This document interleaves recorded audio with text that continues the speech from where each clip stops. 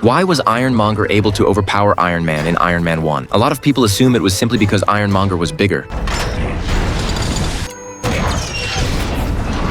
But the real reason was that Tony's armor was still far from perfected. In Iron Man 1, Stain secretly teamed up with the Ten Rings to have Tony kidnapped so he could take control of his company. Ironically, that kidnapping ended up creating Iron Man. Trapped inside a cave, Tony used scrap materials to build an arc reactor and then assembled his first Iron Man suit. In the end, he used the Mark I to escape. After seeing how powerful the suit was, the Ten Rings immediately approached Stain. They wanted to copy the technology and build an army of armored soldiers. But Stain never intended to share the profits with them. After getting the suit's remains, he eliminated the Ten Rings members and kept the technology for himself.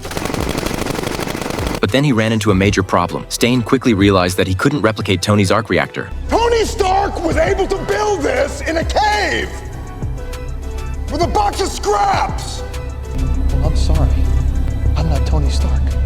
So Stain came up with another solution. While Tony was caught off guard, Stain used a device to paralyze him and ripped the arc reactor from his chest. Once he installed it, Iron Monger was born. Meanwhile, Tony had lost his primary arc reactor. Luckily, he quickly installed the backup reactor and took the Mark III into battle against Stain. But the moment they started fighting, Tony realized he was in trouble. Iron Monger was not only much larger, but also had significantly heavier armor. Tony's suit, meanwhile, had limited power. Before long, Iron Monger was overpowering him. With no other choice, Tony lured Iron Monger into the sky. The extreme cold caused Iron Monger's armor to freeze up.